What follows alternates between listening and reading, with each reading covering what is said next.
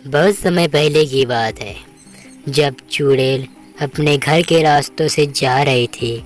तभी चुड़ैल को एकदम से झटका लगता है कि मैंने कई बरस हो गए मैंने इंसानों का खून नहीं पिया है। तभी वह सोचने में पड़ जाती है, चलो आज तो ताज़ा ताज़ा खून पिएंगे। तभी चुड़ैल कुछ कहने लग जाती है, हे भगवान, चलो आज मैं इंसानों का खून पीती हूँ। कई साल के बाद 10 साल गुजर गए हैं, चलो मैं चलती हूँ।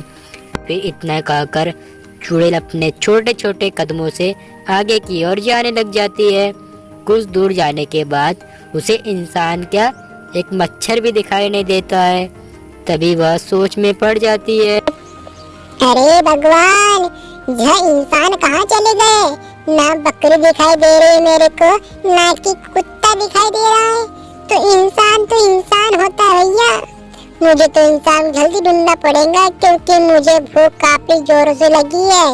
मैंने कई 10 साल के बाद ही तो खून पीने के लिए यहाँ पर आई हूँ। चलो मैं आगे की ओर जाती हूँ। तभी चुड़ैल इतना कहकर सुनसान रास्तों पे धीरे धीरे इंसानी की बस्ती की तरफ जाने लग जाती है। तभी वह इंसान की बस्ती में पहुंच जाती है और इंसान की बस्ती में पहुंचने के बाद भी उसे एक भी इंसान नहीं दिखाई देता है। तभी उसे सामने से आता हुआ इंस्पेक्टर दिखाई देता है, तो वह फटाक से अपना रूप बदल लेती है। फिर इंस्पेक्टर को चुड़ैल देखती है, कहीं मैं इसको ही नहीं खा जाऊँ करके दोनों अपने आप को देखने लग जाते हैं। इंस्पेक्टर सोचता है कि अकेली लड़की यहाँ पर क्यों घूम रही है।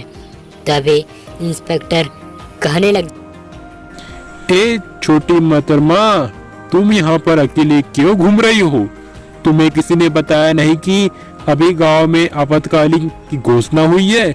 यहाँ चुड़ैल काफी दिनों से घूम रही है और एक एक को पकड़ के सभी को खा जा रही है।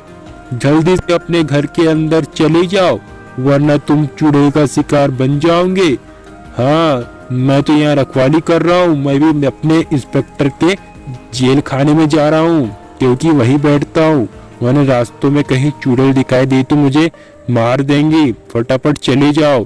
बस इतना कहकर चुड़ैल भी सोचने में पड़ जाती है, अरे बाप रे, इस चुड़ैल की खबर किसने दे दी इसे आने के लिए? फिर गांव में आपातकालीन क्यों लगाया? मैं किसका खून पीऊंगी। इतना सोचने के बाद वहाँ से इंस्पेक्टर नहीं जाता है और चुड़ैल कुछ कहने लग जाती है उसे, हे इंस्पेक्टर, मुझे तो पता ही नहीं था। मैं तो अभी अभी शहर से लौटी हूँ। अच्छा हो गया कि आपने बता दिया, वरना मैं तो चुड़ैल का शिकार बन जाती। हाँ इंस्पेक्टर, आपका बहुत बहुत धन्यवाद। अब मैं जाती हूँ मेरे घर, जहाँ मेरा सासू माँ का घर है। मैं वहाँ पर जाती हूँ और रहती हूँ। इतना करने के बाद वहाँ से इंस्पेक्टर उसकी बात सुनकर वहाँ से फटाक से चला जाता है। तभी चुड़ैल अपने मन के अंदर फिर सोचने लग जाती है, अरे भगवान, यहाँ पर तो आपातकालीन लगा है। चलो किसी के घर में जाता हूँ और किसी को खाम पता नहीं चलेगा। इतना कहने के बाद चुड़ैल वहाँ से धीरे धीरे कदमों के साथ घर की ओर जाने लग जाती है। एक घर में जाकर वह कुछ बोलने लग जाती है। उसे सुंदर सा घर दिखाई देता है। तभी जोर जोर की आवाज देने लग जाती है, ए सासू माँ, ए मोहतरमा, कोई घर के अंदर है?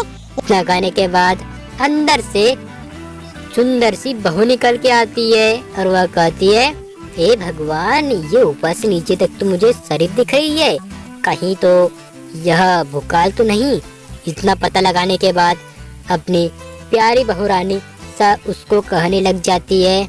छोटी लड़की खड़ी हो कर फिर सासू माँ ही प्रकट हो जाती है और उसका बेटा ही प्रकट हो जाता है।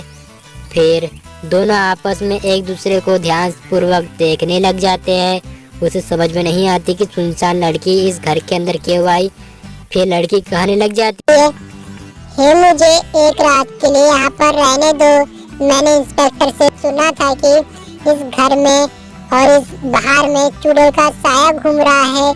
मुझे बस एक रात के लिए यहाँ पर रुकने दो। बस एक रात के लिए मैं सुबह उठकर यहाँ से चली जाऊंगी प्लीज, क्योंकि चुड़ैल बाहर घूम रही तो मुझे काफी ज्यादा डर लग रहा है, तो मेरे को एक रात के लिए बस रूम किराया दे दो और मैं आज चुपचाप सुबह होकर यहाँ से चली जाऊंगी। ठीक है।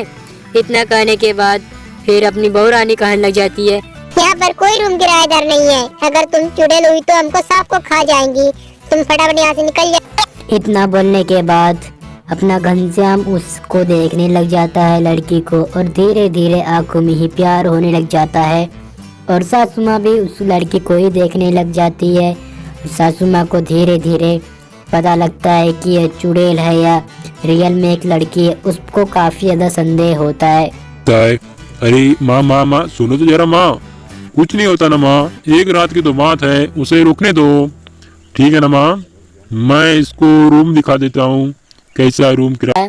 फिर इतना कहने के बाद वह चुड़ैल उसके पास आने लग जाती है और फिर वह धन्यवाद कहती है। भाई भाई आपका बहुत धन्यवाद। आपका नाम मैं जान सकती हूँ? क्या नहीं जान सकती? चलो मुझे रूम दिखा दो, हम वहीं पे बात कर लेंगे। हाँ चलो चलो, मैंने सुबह से कुछ नहीं खाया है, अभी शहर से लौटी हूँ तो मैं काफी ज्यादा थक गई। इतना कहने के बाद वह रूम किराएदार उसका रूम दिखाने के लिए पहुंच जाता है और चुड़ैल कहने लग जाती है, वाह क्या प्यारा घर है, मैंने तो कभी देखा ही नहीं इतना सुंदर घर। फिर अपना सुशील घनश्याम कहने लग जाता है, बहन जी मैं आपसे काफी ज्यादा प्यार करता हूँ, क्या मुझसे शादी करना चाहोगे तुम?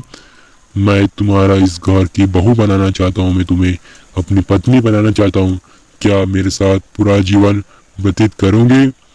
इतना कहने के बाद क्या आप इस घर में रुकोगे? मेरी माँ काफी अच्छी है और मेरी दादी माँ भी प्यारी है, क्या हम दोनों आपस में काफी ज्यादा खुश रहेंगे? क्या आपको भी पसंद है मैं या नहीं हूँ? आप मुझे बता दो फटाफट, क्योंकि तुम साथ में रहेंगे। इतना कहने के बाद ही वो पीछे से उसकी माँ आने लग जाती है और उसकी माँ उसको ध्यान से देखने लग जाती है, क्योंकि उसने पूरी बात सुन ली थी कि लड़की को प्रपोज मार रहा है करके। फिर उसकी मम्मी भी काफी ज्यादा खुश हो जाती है और वह कहने लग जाता है, अरे मामा आप क्या बैठ रहे हो, आपकी आदत कभी गई नहीं क्या माँ? मुझे पता है कि आप कहीं भी बैठ जाते हो कुर्सी के बिना। हाँ आप चाय पत्ती लाना था ना माँ, आपके हाथ में जगह किस प्रकार का है माँ? आपने सारी बातें सुननी होंगी माँ, कितनी अच्छी बहू है बताना माँ, अच्छी बहू माँ। ठीक है बेटा, तुम्हारे ऊपर तो मेरी भी मन की बात नहीं चलती है। ठीक है इससे शादी तो करा लूंगी, परंतु वो कहाँ से आई है, उसका परिवार क्या करता है, मैंने तो कुछ जाना भी नहीं। उसका पता लगा, तुम पूरी डिटेल्स मेरे पास लाओ, तभी मैं तुम्हारी शादी धूमधाम से कराऊंगी, यह मेरा वादा है तुमसे। ठीक है ना बेटा? तुमको आँख मीच पर तुम्हारा भरोसा कर रही हूँ मैं, ठीक है ना बेटा? अपने पापा तो अब नहीं रहे इस दुनिया में, परंतु माँ है और दादी माँ है, उसका ख्याल तुम्हें रखना है, क्योंकि कंपनी में तुम्हें जाना है और अच्छे से काम धंधा करके उस बहू को भी ले आना है, क्योंकि पहले पूरे जानकारी जुटाओ और घर में जाकर एक अच्छी सी चाय पत्ती लेकर आओ दुकान जाकर। ठीक है माँ, अभी लेकर आता हूँ चाय पत्ती पड़ोसी से, फिर सुबह उठकर मैं बाजार जाकर ये शक्कर की बोरी ला लूंगा, क्योंकि चाय पत्ती तो खत्म हो जाती, शक्कर भी खत्म हो जाती ना माँ। ठीक है माँ, दुनिया की सबसे अच्छी बेस्ट माँ हो माँ, आप बहुत अच्छी माँ हो माँ।